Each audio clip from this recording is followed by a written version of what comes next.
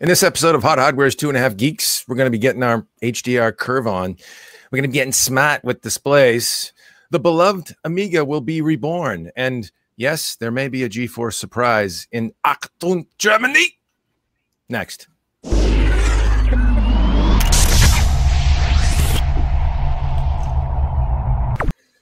Wow, I fooled you there, didn't I, John? Didn't I just mix it up on you? You almost couldn't get the timing of that tease.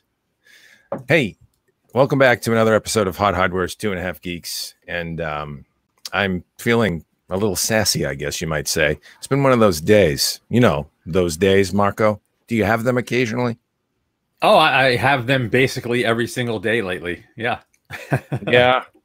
I'm pouring something cold and refreshing because it is Miller time. It's that time of day when you can say, let's head for the mountains. Chris, you're in the mountains of Maine. What are you pouring? Yep, I've got a can of Simmer Down here. Nice session. Super smooth. A light and refreshing session. Excellent. Well, I have what do I have? I have a Lord Hobo Brewing product. Steal this can IPA. So I did. I didn't know you had a brewing company. Am I the Lord of the Hobos? Is that what you're implying? It's like Lord of the Rings, Lord of the Dance, Lord of the Hobos. Yeah, I kind of like that, actually. I am. You're all a bunch of hobos. We're all hobos, a ragtag crew. Mm-hmm. So yeah, it's been a busy time in the tech scene. Lots of stuff going on. Marco just got back from a whirlwind tour over in Europe. Well, we won't get too much into that, but you've been a traveling man, Marco, living out of a suitcase, and you're going away next week. Next week, thankfully, is vacation. Although I don't know how much I'm going to be able to relax with the workload that I have right now and the time I have to pull it off. But I'm going to try, and at least it's a short flight to where I'm going, and I should get some sun and some water time and play with my kids.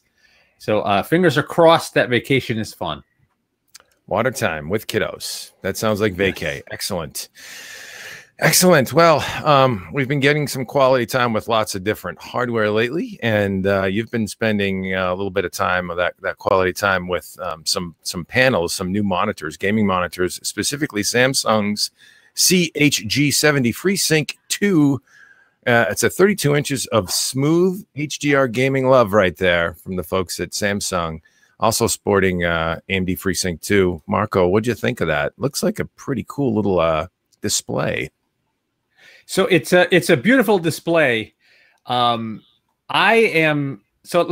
start from the beginning and talk about the display and explain why I'm a spoiled brat and why I'm not completely high on this monitor. So yeah, I took a look at the Samsung CHG70 32-inch curved FreeSync 2 display with HDR support.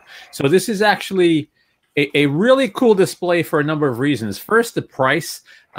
It's big, WQHD 2560 by 1440 resolution with HDR support, with FreeSync 2, and you can find it for about $550. Now, for a panel this size with those features, that's a good price. Now, it is a VA panel. It's not a higher-end IPS panel, but viewing angles are fine, and it's a curved display, so it's really meant for one user to be kind of sitting right in front to get the full benefits of that curved display.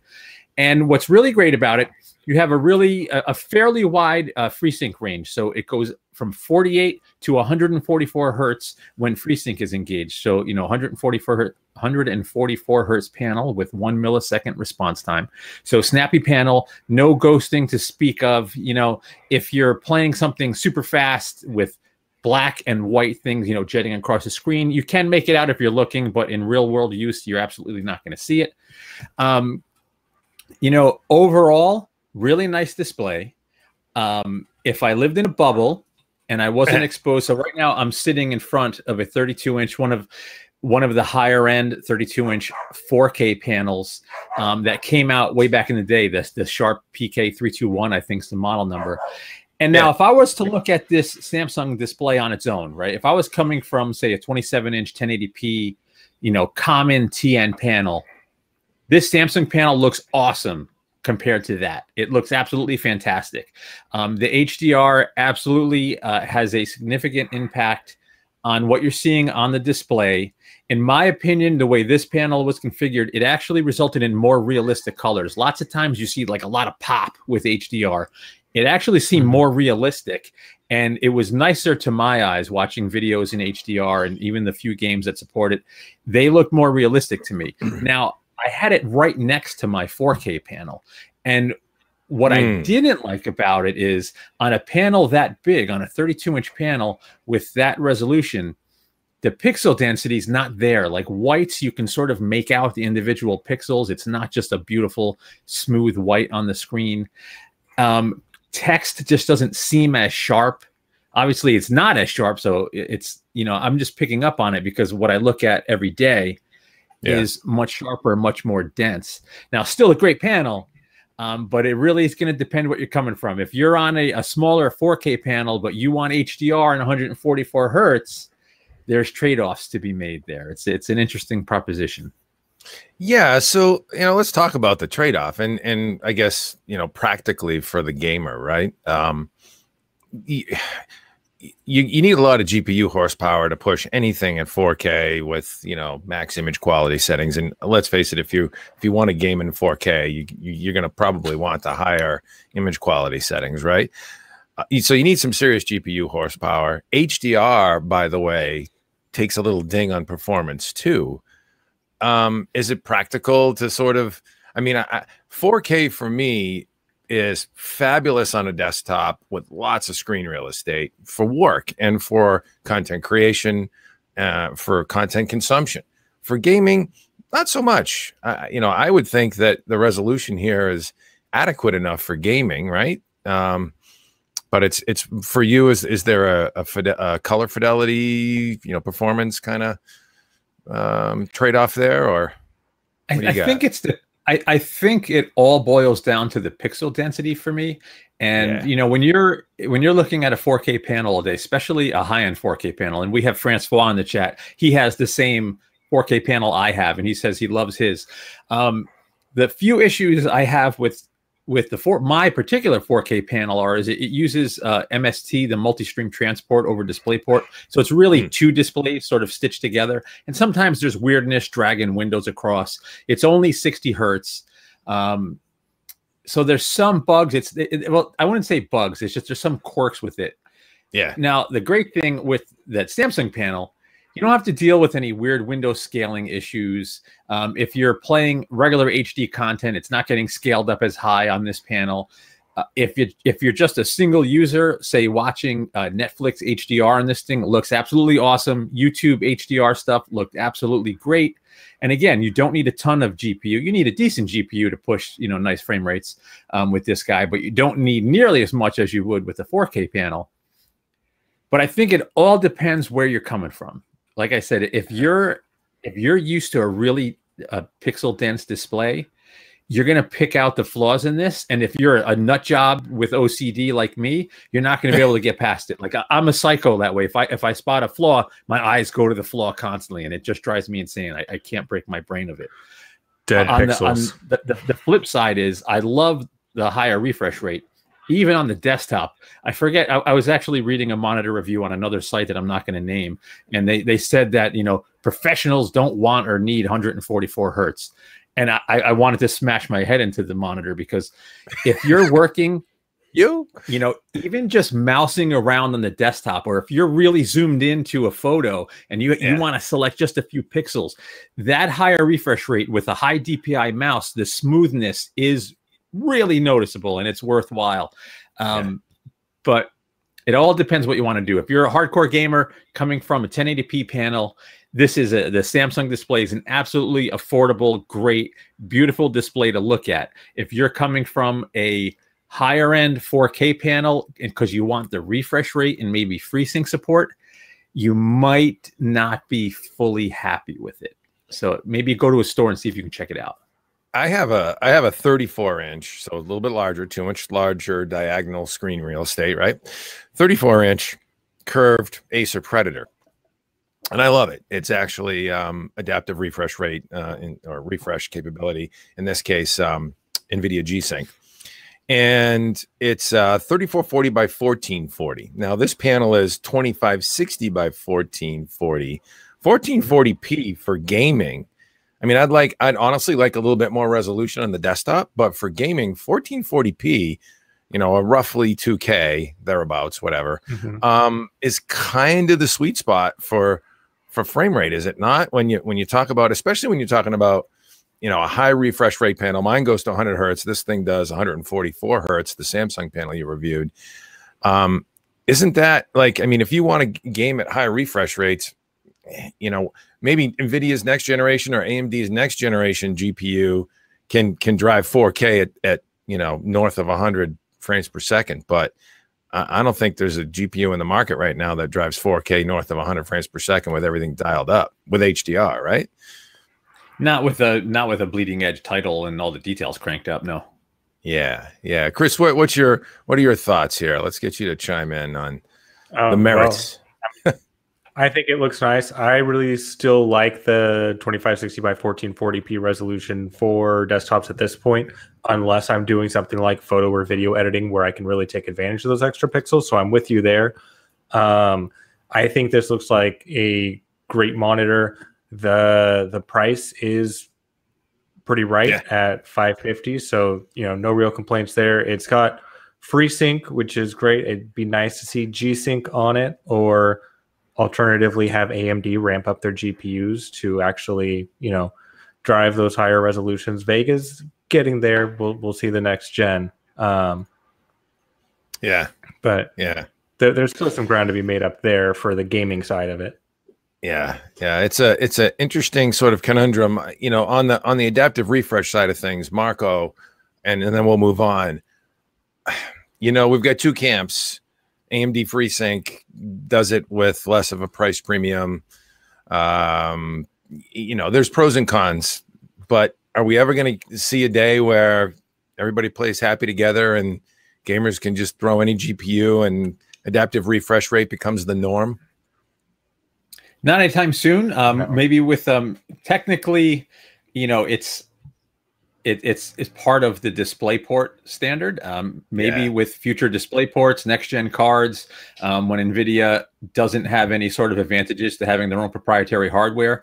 I think NVIDIA has lots of tricks they could do with their, you know, G-Sync control unit inside the monitors. It does add cost, but I think NVIDIA could pull off some funky tricks if they wanted to, because they have, you know, a powerful piece of hardware in there that they can program. It's not just so, you know, nothing's been revealed that they're going to do. Who knows? Maybe in the future something, you know, crazy happens. They do have those, you know, the new 4K 144 hertz HDR panels like Paul looked at a few weeks ago.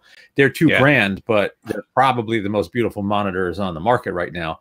And I'm not sure that would be doable without the G-Sync control unit that's in the monitor. But it would be great if it was just one standard and people don't have to worry what monitor they're getting and can take advantage. So, like right now, if you wanted the Samsung display to use FreeSync 2, you need a Radeon. You know, you get a GeForce, you're not getting adaptive sync, so that's another consideration. But you know, I think people looking for the FreeSync 2 brand or the G-Sync brand know that that's what they're you know, seeking out. Other people just look at the max refresh rate and the response time. Cool. Yeah. Well, hopefully we'll see a day where we standardize on something so that we can think less about what GPU is driving it and more about the experience. I think that's what gamers are looking for. But let's move along. We're gonna try and keep this show crispy and quick. Dave, can I interrupt you just super quick before we move on too far? Because I just want to say hi to Craig and Joe Nexus. Just mentioned, he says, doesn't HDMI 2.1 have adaptive refresh requirements? I'm not sure if it has requirements. I know you can do adaptive sync over HDMI. I'm not sure if it's a requirement or not. You know, the Xbox can do, you know, adaptive sync now because it's got a Radeon inside with select Samsung displays that also have it, you know, the support built in. But yeah, I know it's a matter of all of the GPU guys standardizing on it, which I think they probably won't, just, you know, because it's that would be too easy. Yeah, they're just a little bit competitive. Yeah, exactly. Exactly. All right, sorry. Go ahead. No. Good stuff. Good stuff. Thanks. And yeah, fire off questions in the chat, and Marco and Chris and I will even try and be a little bit more astute at picking them up for coverage and response here on the show. So yeah, let's move on to something that's interesting from a standpoint of home automation in terms of smart AI assistants that are now becoming very commonplace on whether it be a handset or, in case of the home, a specified or specific device, I should say, dedicated for AI assistance in your home. And so there's a number of products in the market. There's Amazon's Echo series with Alexa voice services, and then of course there's Google Home, and then Apple's what is it, the HomePod, I think, right? So what's interesting about this category of products is, they all tap into various cloud search engine services for, Q&A response, research, what have you, whatever you happen to be looking for on the net connected to the internet, and, have the wisdom of the cloud to call upon. They each have their own sort of pros and cons in terms of, what they do best. Amazon, if you're a big shopper or you're into Amazon Prime services, Amazon's Echo is probably a good product to lean towards there. If you're big into the Amazon Prime and Amazon ecosystem, you might use those services, certainly for movies and streaming audio and stuff like that, as well as search assist. It does that as well. Google, of course, real big on search, real big on a little bit more in-depth AI, I would say, a little bit more of a hook in terms of that AI being a little bit more intelligent. I think Google has maybe an edge there. And then, of course, Apple has there. If you're into the Apple ecosystem, they have all of their integration as well with all things Apple. But what hasn't been prominent in these devices are devices that have a display that actually have a head on it, so to speak, where you can actually not only interact from a voice, text to speech and vice versa with the AI, but actually visually see what is on display, and then perhaps even have that device see you with a camera. And so Amazon's Echo Show has been out there, the only one on the market. And recently, Google came forth with their OEM partners on a new initiative, and there'll be a number of devices hitting the market called smart displays. And Lenovo was the first one out of the gate. I actually took a look at the Lenovo smart display. We put a review up on HotHardware. The Lenovo smart display Google Home Assistant grows ahead, and it's great. And actually, yeah, I was thoroughly impressed with this little guy, which I'll pick up and show to you. Hopefully not blow out the camera too much there. It's not too bad. So what you're looking at here is a 10-inch speaker. I have the mic muted now so it doesn't freak out on us. It's a 10-inch display, IPS display, with a small 2-inch speaker here. And actually that speaker for audio is actually pretty good. It's as good as a current Bluetooth speaker I have in my kitchen by Logitech, that's all it does is streaming audio. And so this has got really nice bass response, good mid-range, and great highs. It maybe a little bit lacking in terms of low end, because you can only get so much out of a 2-inch driver. That's what's inside this. But acoustically satisfying, I guess is a good word. 10-inch display, really nice display. It's blowing out the screen right now because, yes, it's bright. I don't know if there's any way I can get that not to blow out the screen. Maybe turn it down. But the display is bright and punchy, and you can see it from across the room. Viewing angles are great. And then, of course, Google Assistant is integrated here, and there's all kinds of automation. And as you can see, blinking right there is a camera, an infrared camera. So it's aware of your presence and also can see, when you fire up a service that uses the camera, like Google Duo for video calls, can actually fire up your image and transmit it across the net. So it's got a microphone, it's got a camera, it's got Google Assistants and a display. And I'll give you a quick little demo. The mic's back on. It said the mic's back on. Let me turn up the volume. I don't know how far I'll get with this. Okay. Hey, Google, say hi to everybody. Hi, What can I do for you? Let's see. What's your favorite color? That's way easy. I like blue, red, yellow, and green. Google's colors. Total setup on that. Yeah, who would have thought that? Let's ask it one more. So, Google, what's the best place to get steak locally? Oh, let me change it. I got to change my address. Hey, Google, what's the best place to get steak locally?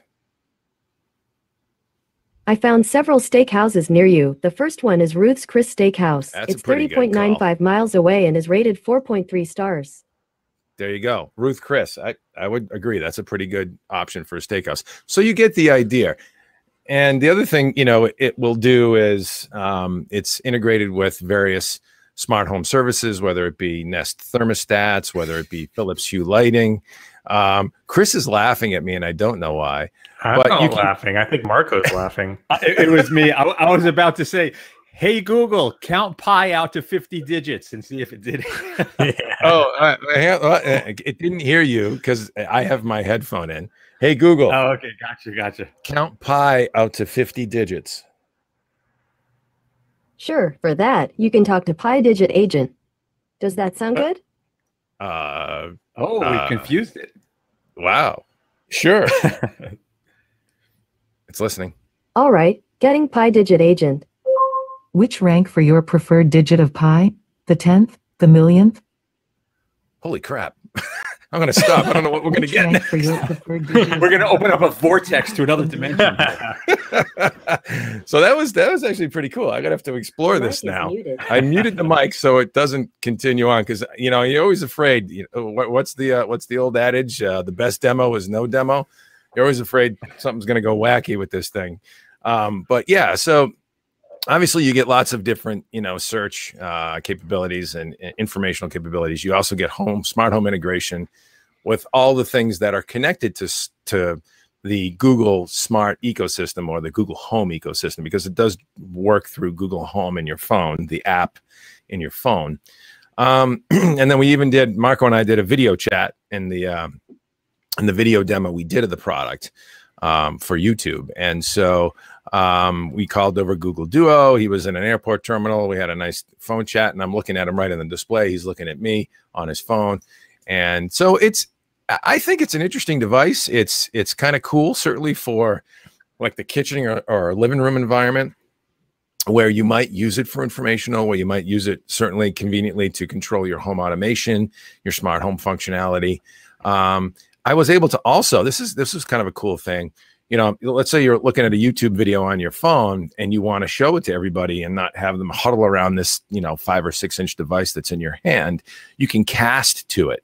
So now that video that's on your phone, you just cast to it like any device that is connected, and you know, like Chromecast, for example, where you can throw something up on a display that has Google Cast capability. So you can cast to it and play your YouTube video on that display as well. And the only thing is, it's still getting services like Netflix isn't available on it yet, and there's a few other things that sort of mainstream big iron stuff that I would love to have on there. But I was, yeah. So like, you can't cast Netflix to it. I'd have to look at that again, but you actually can't play. And it may be a restriction. It may be Netflix that says, no, Google, you can't do this yet. I don't know. But it's an interesting device. It was, in my opinion, sort of an interesting first effort, and impressive to me in terms of the possibilities moving forward of what these things can do. Are you comfortable, Chris, with having something like this in your home, listening and watching you? Well, I figure my phone's already listening everywhere I am. So if Google wants to hear what I'm saying, I guess they've got it as it is.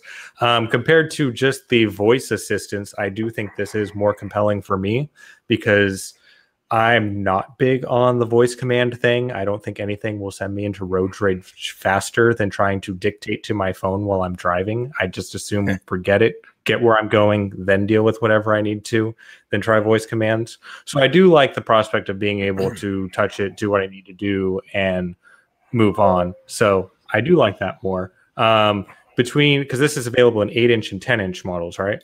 Right. Yeah. 8-inch has a 1.75-inch speaker, a little bit smaller speaker, but an 8-inch display. Yep. Yeah, so I don't think there'd be, at least for my interest, a terrible difference between the two. I'm probably not going to be using it for watching video all the time, but more the other functions. So I think the 8-inch model might be more appealing to me. Save the $50, but either one does seem more compelling to me than getting just Google Home or Echo or HomePod, whatever. That was my take on it too. It completed the experience. You know, even simple sort of. I mean, humans are multi-sensory beasts, right? So even just simple interface kind of stuff where you say, you know, okay, Google, and I have it mic'd right now, so it's not going to freak. Okay, Google, turn my living room up to 72 degrees, and it would activate the Nest thermostat up in my living room and kick it in this at 72 degrees. I get to see it on the dial. You know, it responds, okay, setting your thermostat to 72 degrees, but I get to see it on the dial. It's getting dialed up. It actually shows me what the current temperature in that room is. You know, it gets the information from the thermostat as well. So it's that much more of an interface to the information you're looking for or whatever control you're trying to do. Marco, you have an Echo, right? You have one of the first gen Echoes, I think. Yeah, I have a couple Echoes in the house. I find it super handy for little stuff. Well, playing music, you know, when I'm cooking, whatever, setting timers, checking the weather, helping Izzy with some math, you know, which she likes to chat with it. Stuff like that. I'm not completely comfortable having a mic listening all the time, but like Chris said, I'm not naive enough to think not having an Echo makes me safe when I have phones in the house. I have NVIDIA Shield with Google Assistant. You have smart TVs. And you know, I live on the computer too, so it's not like Google doesn't know everything about me anyway. Same with Facebook. So, you know, I'm sort of willing to have it for the convenience, you know, of using it, at least at this point, until there's some sort of scary story that comes out about a data leak and people seeing me in my underwear or something. I don't know if that's scary. That might be funny, or you know, the chicks might dig that, Marco. It's not scary. They most certainly would not dig it. The live stream just went off. Well, I think we just went offline for a second. Hopefully we'll come back. Why did we go offline? I'm seeing the live stream off. Let me hit refresh. Maybe it heard Marco might be in his underwear and decided to bail on us. Yeah, I don't know, but to divert into the chat. So Joe Nexus Craig was asking if we're offline. Video assistant does video calls, which yes, it does, as we demonstrated between Dave and Marco doing duo video calling. And then Joe Nexus asked if it has stereo left and right audio.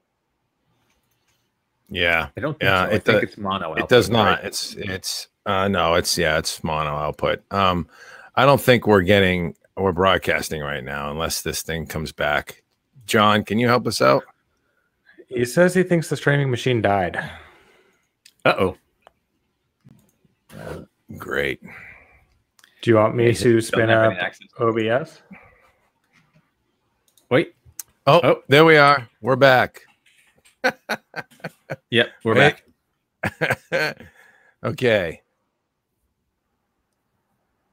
All right, cool. We're back. I think we're back. Who knows? Who knows if it'll continue, if Google's going to be happy. We're back. About I see it. Okay. So Echo was listening and got pissed, Joe Nexus says, and cut us off. That's potentially that's exactly what happened. Who knows? Amazon's at fault. But there were two questions that were in the chat. One was, does it have stereo left and right audio? And the answer is, I don't believe so. It's only got a single driver and two passive tweeters. But the sound that comes out of it has some spatial qualities. I will say that it's like I said, it's satisfying sound. I was not, and it's loud too. I was not disappointed with the sound at all. And then the other thing is, to Marco's point, there was another question. Chris, you can help me remember that. But to Marco's point, this does have a physical mic and camera cut button. So if you just go, the mic's back on, or the mic is muted, you know, you get that. You if you want it to not hear you, you're good. And then the same thing with the camera. There's a physical shutter button on the camera to deactivate the camera, so it can't see you. Just block it right off. The other question in the chat was, does it do video calling? And yes, Google has something called Google Duo, which is actually, in my opinion, probably one of the best mobile and otherwise, because now this isn't a mobile application, but it's certainly available on Android phones. The best mobile video chat out there right now, in that it's available across platforms. So this thing, Google Duo, is available on iOS. So you can, if your iPhone toting friend downloads it from the App Store and installs it, you can actually, FaceTime with or Google Duo with an iPhone. And then Marco and I fired up video chat where I had a Google Duo call going rather on this, and I called him at the airport on his phone, his Android phone. So yeah, it was really well done too. I mean, it just worked. I actually I said, hey, Google, call Marco's cell, and it fired up his cell phone number, because I have it listed in my directory that way, my contact list that way as a cell. It fired it up, called him, and he answered, and it was just easy, man. I didn't have to touch it. It was kind of cool. So yeah, there you have it. Any other questions in the chat? Lord of the Rings, Google knows all. Joe Nexus says. Yeah. So yeah, we dropped a little bit there. We had a little problem with the stream. Hopefully it picked back up. Looks like we lost a few stats, so who knows? Maybe the VOD will stick together and stitch together from Google, but or YouTube, I should say. But let's move on, because we're. Go ahead, Marco. I was going to say, on the plus side, we immediately got our downvote back. Yeah, whoever you are, you bastard. That's funny. All right, yeah, let's move on. Let's talk about storage. SanDisk's Extreme Portable SSD review, the compact, rugged USB external drive. These things are getting kind of cool lately, right, Chris? I mean, you've got up to a terabyte or more connected via USB-C now, running at SATA speeds or higher externally. Kind of nice for guys like you, right? Yeah, so the SanDisk portable drive, first of all, it's an SSD. It's ruggedized, so you can bring it around with you, not like the old mechanical hard drives where you got to worry, did I bang it against something? Is it going to get a head crash just because I threw it in my bag? It's going to be durable to take with you wherever you go out in the field.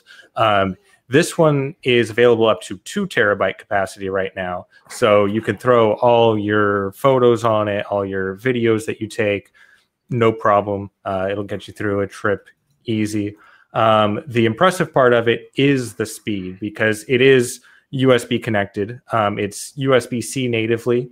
They do have a USB Type A adapter that comes with it. But it's capable, at least in their marketing material, saying up to 550 megs per second, which is right at that SATA 3 bottleneck. Which is very impressive for a portable drive. In our testing, it looks like it got just maybe a hair over 400 megs per second. That could be dependent on our system and the data types that we're transferring and a number of other factors. But even at 400 megs per second, that's ridiculously fast for a portable drive. You can vary data on and off of it all day. You're not going to have a problem. So really fast drive. It's durable. It's great. The other nice thing about it is the pricing is actually super reasonable. So the 1 terabyte model we tested is priced in at, let me double check, right about $260, which comes to just 26 cents per gigabyte. So it's not really out of line with what you'd see from an internal drive anyways, with that extra functionality you can take out on the go, especially photographers in the field. You've got your laptop with you, you can offload your data, but you may not have as much storage on your laptop as you'd like, especially some of the older 256 gig solid states that they put in laptops, or whatever. Maybe you just need more space. So it's small, it's compact, you can just keep it in your bag and it's there with you. It's not going to be much of a problem. So it's really nice from that perspective. There are some tricks that I've seen other portable SSDs have that this doesn't have, such as wireless connections and SD card readers where you can just pop in your SD card and offload right away. But for what it is, for its size, for its speed, and its price, it's a really killer option. The only thing we didn't like too much about it is that USB-A adapter just kind of, well, comes completely off the USB-C cable that it has. So there is potential to lose that. It'd be nice if they had a tether with it, but such is life. Yeah, such is life. Don't lose stuff. You know, dang it. It should be fairly cheap to replace, but if you're in a pinch and need it, then, you know, no cheap adapter is going to save you. Yeah, no, I think that's the hook of this specific product, is that it's affordable, reasonably priced, reasonably fast external storage. So this is kind of like mainstream external, bulk storage that, you have a USB-C or USB-A because of the adapter. If you have a USB connection, USB-C, you're going to get your best performance, obviously. But you can shuttle files around, you can expand storage on existing devices, and it's pretty well priced. When you add things like wireless connectivity, you add cost, and it basically becomes like a little portable NAS. But yeah, fast enough. I mean, to act like a file system at that speed. So interesting stuff from the folks at SanDisk, who are now a part of Western Digital. So yeah, storage continues, or the market, I should say, continues its consolidation, and the consumer continues to benefit from what appears to be lower and lower pricing, right, Marco? Yeah, absolutely. The cost of drives like this have been dropping considerably, and we now have. Well, I don't. Oh, actually, wait. I don't know if I can say that yet. There's newer NAND coming that will, further increase capacities and push costs even lower. So yeah, this is this is an area that's going to see constant refreshes and lots of cool stuff in it. Well, and and two. Go ahead, Chris. Oh, as a working photographer, when you're out in the field, you're snapping your pictures at an event, say it's a wedding, your heart rate does not rest until you've got at least 3 backups of your data. So if you have your laptop on site, you can plug in the drive, get a backup from your card in the camera to your laptop and another copy onto the hard drive, maybe upload to the cloud as well if you can. That's when you can finally rest, because there's nothing worse than shooting an event or something like that, and then you discover all your data just got wrecked. Yeah, so, having something small like this to keep in your bag, get an extra backup on, it's worth its weight in gold. Back up early and often, as the saying goes. But Marco, that was funny. I was laughing at you because it cracks me up when you start speaking and you say, "Oh, wait a minute, can I say that? I know too much."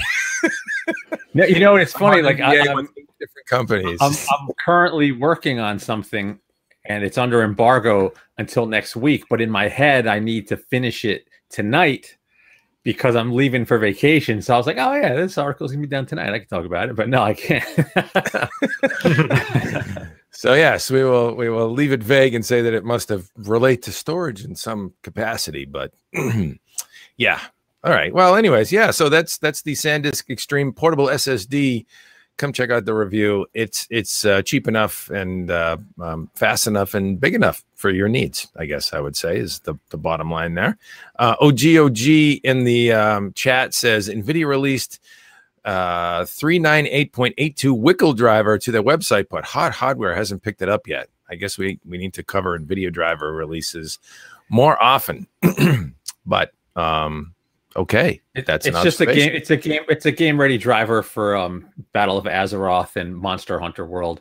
I'm not sure it's any sort of like major overhaul. It's just a game ready driver for a couple of new games. Dang, you just pulled that right out of the cloud there, right out of the Marco cloud. Nice. Or from the inbox. He's the man who knows too much. The inbox, yeah, the inbox. Yeah. So hey, he knows some things about old school computing as well.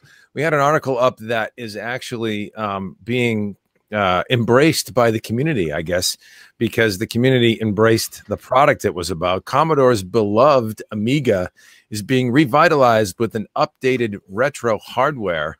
Marco, you wrote this. tell us all about it. It's kind of cool. I mean, I remember Amiga back in the day, and it really sort of gives me the warm and fuzzies to know that people are still playing with hardware and making it new again. I don't know. How does that work? So it's pretty wild. So yeah, you know, everybody that's watched the stream or read the site or is friends with me on Facebook knows I have an affinity for all things Commodore, especially the C64 and the Amiga. And I've just been literally, and I'm not exaggerating, I'm continually amazed by how much support the community still gives the Amiga. The machines are 30 years old. They're basically useless versus, and you know, I'm just being realistic, versus today's machines, unless you want to just enjoy some of the old games, you want to tinker, you want to learn, you know, what the OS was about back in the day. But yeah, you know, what's happening is lots of these machines are dying because they're prone to leaky capacitors. They have batteries, they call, you know, I forget what the nickname is, but they have these death by Varda. They have these Varda batteries for holding the real-time clock that are known to leak and literally like eat away the board. People put their machine in storage, the batteries leaks, it eats away the PCB. Thing is, if you're not, you know, a wizard with a soldering iron and you know, a logic probe, your system's dead. So there's been actually 3 really cool developments. Now, over the past few months, tons of new stuff has come out for the Amiga, you know, in terms of accelerators, memory expansions. There's something really cool called the Bifrost that'll let you change the LED colors. Just cool little gadgets and accessories. But over the last couple of weeks, we had one cool project. There's a guy called Paul Resendez. He runs a repair facility. I don't know if it's pronounced ASOL, but he is super active in the Amiga community, does recap jobs and repair jobs for people. He actually enlisted the help of the community, did a crowdfunding campaign, and hooked up with a company that specializes in reverse engineering PCBs. And the project's almost done. I think he's out of the country. When he comes back, he's going to test his prototype boards to make sure they're good. And once they are, then, you know, people can start using the Gerber files and have their own PCBs made. But he recreated the Amiga 4000 motherboard, and it's just really cool. Now, people can now have fresh PCBs built on modern, you know, technology to sort of revamp the Amiga 4000, which was the last of the high-end Amigas. The project, I've watched it sort of advance over the last few weeks, and it's just wild to me how much effort people will still put in for these machines. Now, there's also, this project is a similar end game, but this was one guy. So there's another guy in the Amiga community called John. His nickname's Chucky, John Hurdle. He literally, by hand, recreated the Amiga 1200 motherboard. Now, the Amiga 1200 is probably the most sought after of the compact Amigas. And you know, he recreated that board. He fixed, you know, there's some timing fixes he took care of. He increased some of the power delivery, you know, it increased the size of the traces for power delivery to some errors that are known to have issues. You know, he fixed a potential mouse issue where if there was a cap that leaked, it messed up a trace and people's mouses would only work in a couple directions. Lots of little bug fixes. Also incorporated S-video output, which is something, you know, connecting these old machines to modern displays is getting harder and harder. And S-video is one of the better outputs on the Amiga. So, you know, he incorporated that. And he has his prototype boards in as well, and is populating one to make sure that works. Now, what's cool about this stuff is once they're done and the schematics are released and everything's, you know, out there in the wild, it opens up the possibilities of, you know, someone making an ATX Amiga motherboard or something like we showed everybody the AMI ITX a few months ago. It's a micro ATX Amiga 500 board. It's just amazing that the support is still there for this. And then over and above this stuff that allows you to sort of breathe new life into an Amiga that may have died or in need of dire repair, you have people like the Apollo team making what's essentially a brand new Amiga. The Vampire 4, technically, you know, it can be used as an accelerator for adding, you know, a high-speed processor, sort of, more memory, HDMI output, support for reading SD cards and stuff like that. But the Vampire 4 can also be used standalone. They've used an Altera FPGA, have basically recreated the Motorola 68000 series CPU. It shows up as a 68060, but they call it, you know, a 68080 because it's faster than any of those original processors were. They've also recreated the Amiga chipsets in the FPGA, but what they're doing that's cool, you know, if you're an Amiga fan, you know, there's the ECS chipset from the older Amigas and the AGA chipset for the newer Amigas, and stuff's not always compatible across both. The Apollo team's actually, this is what's taking so long because they first announced this like a year ago. They're trying to make the chipset compatible with both ECS and AGA and output audio and video through that HDMI. So like basically a modern Amiga once people can get their hands on this. And we have video of it in action. I contacted someone on the Apollo team and he sent me a picture of his board. So just really cool stuff to see the Amiga getting all this support, 30 years on since its original release. It's wild to think that, you've obviously, you got an OS here that, it runs on a certain platform that, was originally designed for. And now these guys are coming in and, you've got an FPGA implementation of the processor and additional support circuitry and peripheral chips, I'm sure, all in an FPGA, all running more efficiently and faster. And you're talking about, guys in other projects that are fixing traces. It's really cool. It's amazing what technology can do these days, versus back in the day, what they had to work with and what they were capable of with what they had to work with. I mean, guys these days make it look easy programming an FPGA, and it's like, oh yeah, 8086, whatever, Motorola processor core, just plunk it in, and they're doing layout, in some sort of, floor planner, CAD floor planner for an entire circuit. So it's impressive stuff. Joe Nexus asked something that's interesting, though, that I sort of wondered when I heard this. What about licensing? So is the Amiga brand gone now, such that it's sort of public domain? How does that work? I think because they essentially reverse engineered the chips, they did not license custom chips. I don't know if so. There's still two companies that I think own all the Amiga patents. There's like Cloanto and I want to say Aeon Technology. I'm not sure. I might get one of those wrong. There's still two companies that are still fighting, with Amiga patents, which is one of the reasons that keeps holding up some stuff. But no, those motherboards, those PCBs that were created, you would have to transplant chips or source chips from, older Amigas. The Vampire, they have reverse engineered all the custom chips in the Amiga and implemented them in the FPGA. So yeah, the older Vampire boards, the FPGA was smaller. It was a previous gen FPGA. They basically ran out of gates to work with, so they couldn't implement some of the stuff to emulate like full AGA. I believe there was other stuff as well, but the newer, the Vampire V4, it's a bigger, more modern FPGA that they can implement all the chips plus these customizations that they're trying to work through. So I forget which company the guy worked for. One of the guys in the Apollo team worked on one of the ARM processors that's in, I want to say maybe Huawei that he worked for. Huawei's got their own, the Kirin, right? That's Huawei? Yeah, Kirin, yeah. So one of the guys in the Apollo team helped design the Kirin processor. So like these they are hobbyists, but they're hobbyists for the Amiga side, but they're, lots of professional engineers that have this affinity for the Amiga that still work on it. It's really crazy.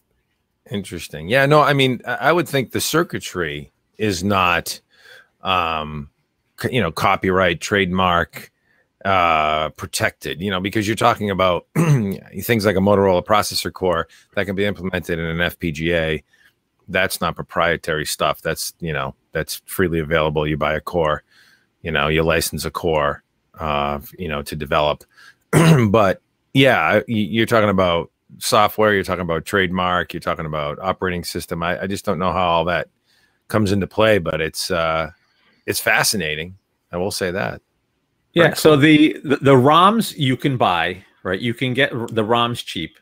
The OS, the Vampire, they have releases of what they call Coffin OS, which is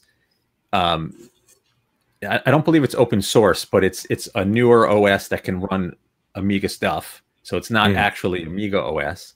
And if they reverse engineered all the custom chips, I think that's sort of, I don't think you can license a Motorola core, but they recreated it, something. Oh no, yeah, no, yeah, no, you can, yeah, in FPGAs you can. I mean, that's part of the, it's part of the library for like Altera. They'll license you a Motorola core, and it's all, I don't know how Motorola, or I should say how Altera does it, but Yeah, actually, that's Intel now, by the way. They bought Intel, or Intel bought them, excuse me. Yeah, so yeah, but there's a motor. Oddly enough, Intel through that ecosystem has access to, you know, Motorola, you know, processor core licensing. So yeah, yeah, that's cool stuff. And Joe Nexus says, given SNES retro consoles, CBM should be so dang cool. Damn cool. Yeah, no. Yeah, no. So Commodore back in the day owned a fab. You know, they owned MOS technologies, so they had the ability to make all these custom chips, and you know that's what made the Amiga great. It also is what makes the Amiga hard to, you know, emulate properly. Yeah, right. So and the end game here is literally just to fire up the OS, to fire up a couple of apps and a couple of games, and relive your glory days of the first days of computing. So yes and no. I can go on longer. So something like the Vampire, right? It's to have a fast modern Amiga that you can connect to modern displays and connect, you know, to a network without having to fiddle with 50 different things. But you know, there's also, you know, the Amiga was transitioning to PowerPC at one point, and now Aeon Technologies, there's, you know, the Amiga X5000 is, you know, a high-end PowerPC based Amiga that still is supported. And like Paul Resendez, who made that A4000 motherboard, I think his daily driver is an Amiga X5000. And yeah, you know, the software support is slow to come, but it's a much more modern OS, and it emulates, you know, it emulates the old OSs for running classic Amiga apps.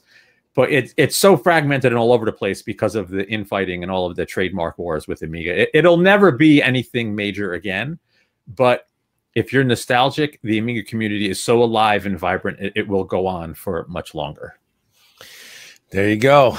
Well, we will stay tuned for your next masterpiece on the Amiga platform resurrection effort that's going on today, because folks come out of the woodwork for them, and so it's great to have your perspective, Marco. Thank you.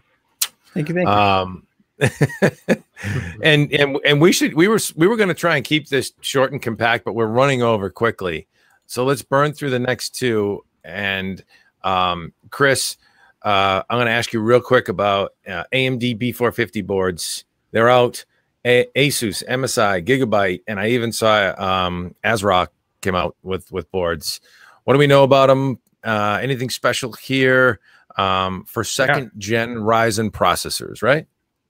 Yep. So they're here, they're out. There's seems like dozens of them. What you're looking at with the B450, of course, is a pared down X470. So you're looking at a couple fewer PCIe lanes, a couple less USB lanes, etc. But it's still a very capable board. You can still overclock it. So we've got a bunch of options from Gigabyte, MSI. Where else do we look at? And Asus. Yeah, so Asus, yeah. Yep. So there's lots of options. It seems like anything you could be looking for in a motherboard in the B450 range is out there now. So there's some really nice looking boards with LED glow. The titanium from MSI looks really, really nice. If you want something a little snazzier, they go down to, you know, in the more budget range, $70 for a board with the B450M Pro M2. So it's really covering the spectrum of what you're looking for until you get to that X470 ultra high range. You are giving up things like Crossfire, but presumably if you have the budget for multi-GPU setups, you're going to be going for the higher end boards anyways. So I don't think you're really losing a lot giving that up here. Fantastic options. Cool. Yeah. Joe Nexus says B450 seems to be best bang for the buck. I would agree. This is a value targeted product, but the cool thing is it's targeted to gamers and enthusiasts. So you get a little bit more of a premium setup in some of the configurations without all the extra bells and whistles you don't need, frankly. Right. Right. So yeah, more stuff coming down the pipeline for the AMD ecosystem, second gen Ryzen. really, we're getting all kinds of reverberations from the AMD camp. So lots of stuff to stay tuned to in the weeks ahead.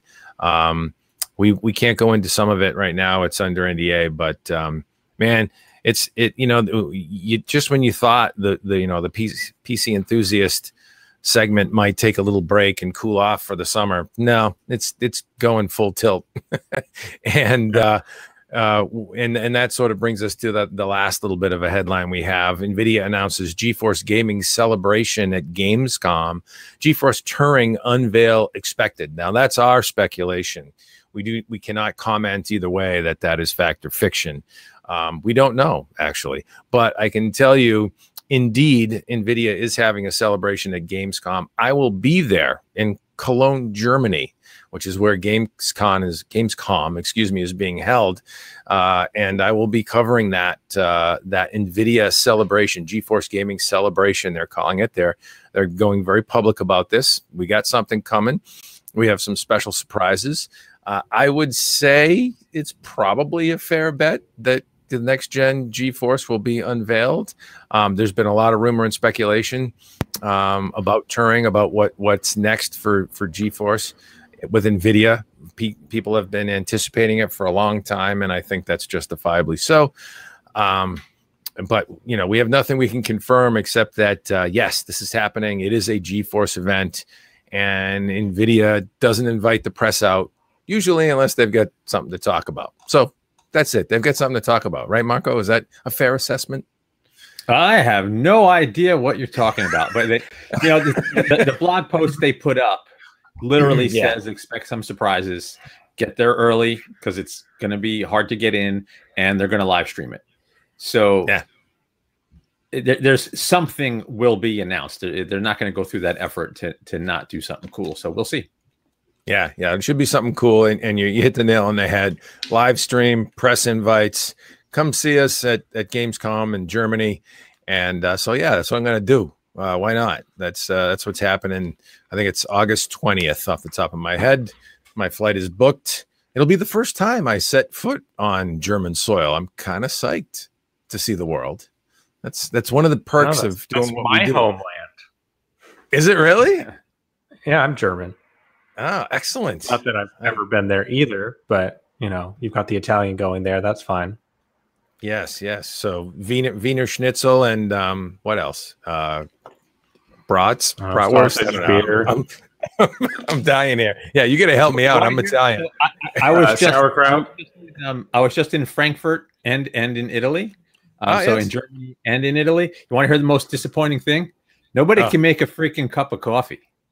Are you kidding me? I was Italy. So the first thing I did in Germany. Don't say Italy. And then in Italy, the first restaurant I sat down in to eat, I ordered an espresso. Seriously? Nobody knows how to make different tastes. It's really? Yes. That was my biggest disappointment. If you told me that about Germany, I'd believe you. But Italy, it's like I want to walk in there and have espresso that's like the nectar of the gods, man. No. Yeah, I think if you went to like your old Italian grandmother's house, it would be great. But the restaurants are just Italian versions of what you'd get here. Wow, man! I tell you.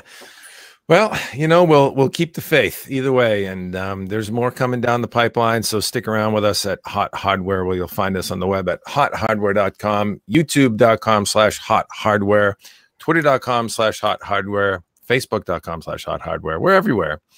Vote up, the thumbs up this video if you like this, and Chris is pointing at his, there you go, right at the screen. There you go, all the deets right there. Thanks, Chris. Thumbs up and subscribe, hit the reminder bell so that when we're going streaming, you'll be available to watch us. You'll get notified. Any parting words before we head out? I'm not sure if we're going to have one next week, guys. We're usually Wednesday at 5:30. Are we going to be around next week, Marco? Or are you going to be? I won't be. So it would have to be you and Chris and a different third. We could bring Brittany in. Yeah, we could bring in Brittany. She's always a delight. Or we could bring in Uncle Paulie in case we want to get another knucklehead in the mix. That's always fun, So stay tuned. Wednesdays at 5:30, where you can catch us. And in the meantime, thanks for joining us and thanks for stopping by.